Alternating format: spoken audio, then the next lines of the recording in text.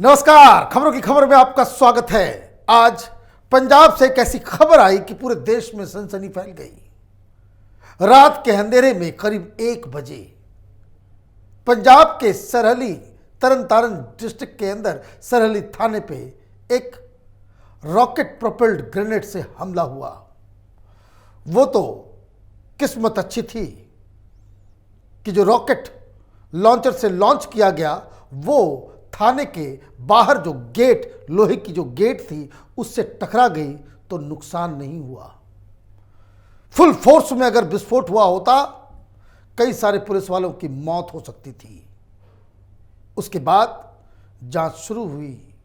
केजरीवाल आए, उन्होंने कहा कि हम गैंगस्टर पकड़ रहे हैं। अब कई सारे सवाल इस हमले के बाद उठने शुरू हो गए। डीजी साहब सामने आए। पंजाब पुलिस के सबसे बड़े ऑफिसर डीजीपी, उन्होंने कहा दुश्मन देश का कारनामा है ये।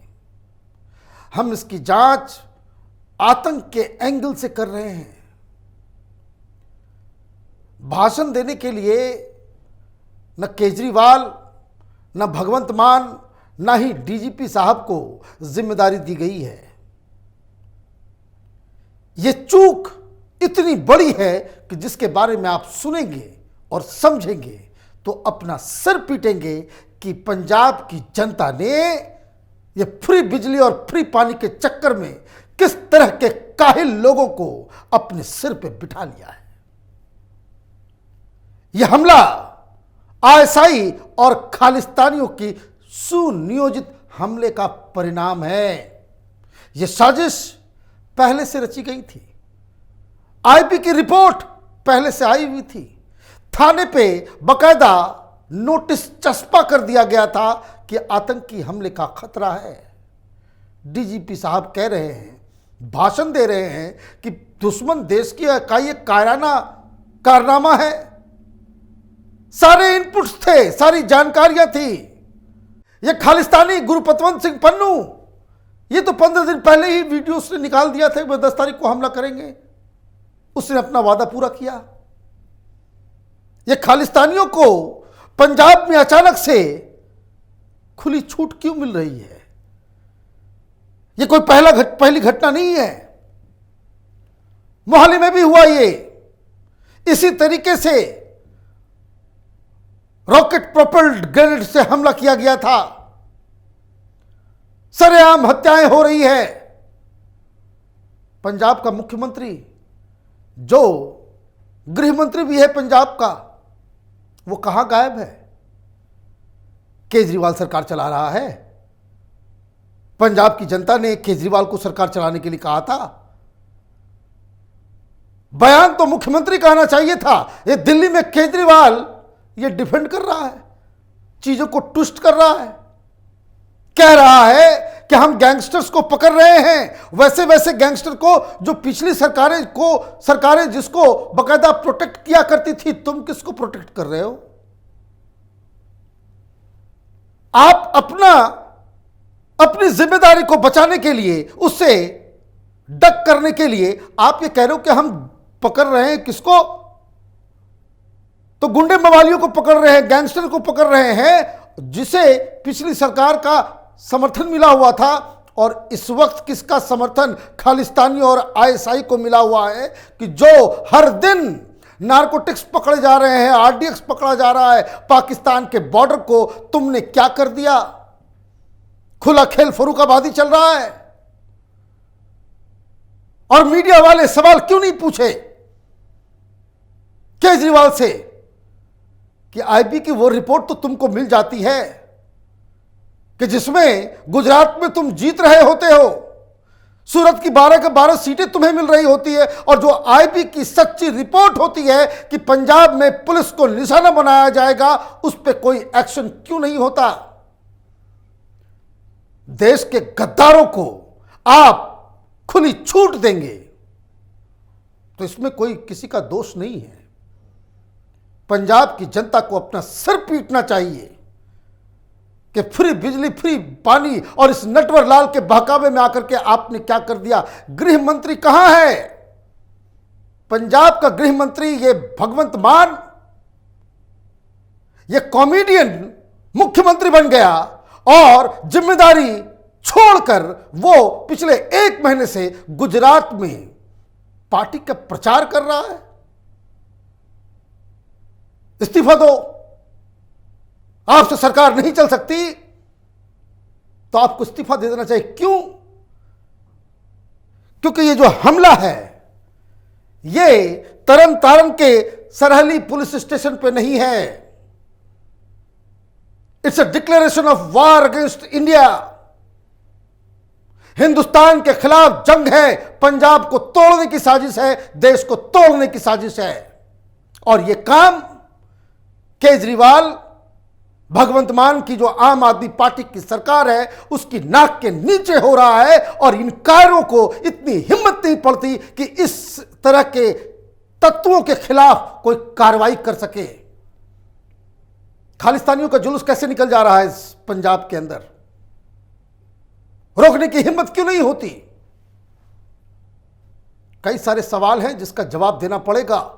लेकिन मीडिया पैसे के चक्कर में, एडवर्टीजमेंट के चक्कर में, दलाली करने में इतनी मसरूफ हो चुकी है कि देश के ऊपर खतरा आया हुआ है। लेकिन केजरीवाल और भगवंत मान से कोई सवाल कोई पूछेगा नहीं। पहली बात, ये जो रॉकेट लॉन्चर जिसका इस्तेमाल किया जा रहा है, पिछली बार भी किया गया, मोहाली में अभी भी किया जा रहा है, ये पाकिस्तान से हिंदुस्तान पहुंचा कैसे? ये रशियन मेड पुराने जमाने का रॉकेट लॉन्चर है। अफगानिस्तान में छोड़ के भागे थे रशियंस, अफगानिस्तान से पाकिस्तान, पाकिस्तान से फिर ये हिंदुस्तान आ रहा है। भाई ये क्या हो रहा है? ये खालिस्तानी संगठन आईएसआई की दलाली करते करते ये अब स्लीपर सेल्स क्रिएट कर चुके हैं। आईबी की सही रिपोर्ट, ये राजनीति के नटवरलाल केजरीवाल, अब तुम झूठ बोलना बंद करो। इट इज, वो कहते हैं कि भाई अब सीमा उसका खत्म हो चुकी है तुम्हारे झूठ की। आईबी ने पंजाब को बकायदा पहले ही ये इत्तला कर दिया था कि आईएसआई और खालिस्तानी संगठन मिलके कोई उपद्रव करने वाले हैं, और इसलिए हर थाने के बाहर उसे चस्पा किया गया उस नोटिस को। पन्नू ने पहले ही धमकी दी थी कि 10 तारीख को हम कोई बहुत बड़ा काम करने वाले हैं। यूट्यूब पे उसका वीडियो अभी भी पड़ा हुआ है। उसके बाद भी आप सचेत नहीं हुए। भाई पन्नू के खिलाफ केजरीवाल आज तक एक शब्द क्यों नहीं बोल पाया है? खालिस्तानियों के खिलाफ एक शब्द क्यों नहीं बोल पाया? सवाल खालिस्तानियों के द्वारा किए गए हमले का है, आईएसआई के द्वारा किए गए हमले का है। यह बात उसकी पुलिस तो कह रही है, केजरीवाल गैंगस्टर्स के बारे में बात कर रहा है। क्या चक्कर है ये? क्या रिश्ता है खालिस्तानियों से, आईएसआई से, जो इनके नाम लेने से तुम्हारी जिह्वा जल जाती है? आज तक आपने सुना कि किसी खालिस्तानी पन्नू के खिलाफ क्यों नहीं बोलता ये केजरीवाल? ये सब एक थाली के चट्टे बट्टे हैं। किसान आंदोलन हो रहा था, पन्नू ने पहले कहा था कि 26 जनवरी के परेड को हम डिस्टर्ब करेंगे, कर दिया। उसने कहा था कि दिल्ली में घुस जाएंगे, कर दिया। उसने चेतावनी दी थी कि लाल किले के ऊपर हम खालिस्तान का झंडा फहराएंगे, कर दिया। ये सारी धमकियां, सारी चीजें, और बीच में उसने एक बार और कहा था हर जगह खालिस्तानियों के थाने के बाहर पोस्टर्स लग जाते हैं, पंजाब में जगह जगह पे पोस्टर्स लग जा रहे, कोई पुलिस कोई काम नहीं करती। और जो पंजाब के लोग, पंजाब की दूसरी पार्टियां, वो ये कह रही है कि पुलिस को फ्री हैंड दिया ही नहीं गया है। ये सरकार एक कठपुतली सरकार है। गृह मंत्री और मुख्यमंत्री के नाम पे जिस व्यक्ति को बिठाया गया है वो तो रिमोट कंट्रोल से चलता है, और रिमोट केजरीवाल के हाथ में है। और केजरीवाल नहीं चाहता कि आईएसआई के दलालों, उसके स्लीपर सेल्स, इन खालिस्तानियों के खिलाफ कोई कार्रवाई हो। क्यों? किसान आंदोलन में पैसा आ रहा था क्या? यह एक सीरियस मसला हो गया है। केंद्र सरकार को इसमें इंटरवीन करना पड़ेगा, यह पता करना पड़ेगा कि केजरीवाल उसकी पार्टी, उसकी सरकार खालिस्तानियों और आईएसआई के सिल्स के ऊपर इतनी मेहरबान क्यों है?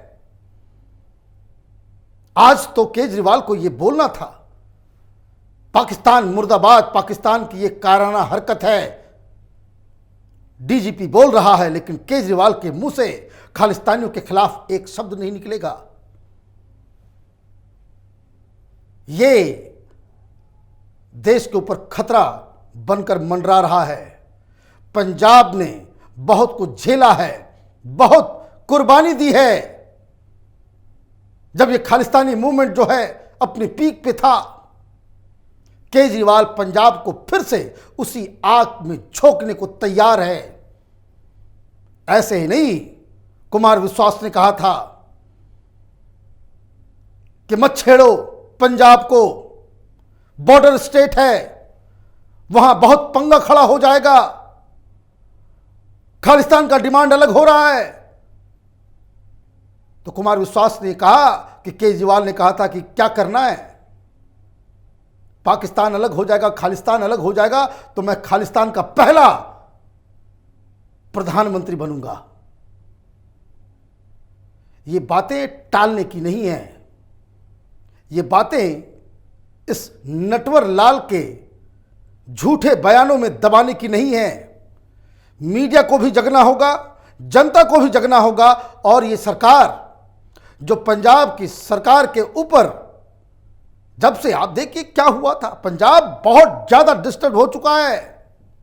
प्रधानमंत्री को आपने ऐसे जगह पे फंसा दिया था कि जहां कुछ भी हो सकता था। पुलिस महकमा हो, वहां की सीआईडी हो, वहां का तमाम जो तंत्र है, उसमें कहां कहां आईएसआई पेनिट्रेट कर चुकी है, कहां कहां ये सारा चीज, वो तो ऊपर वाले ने आज बचा दिया।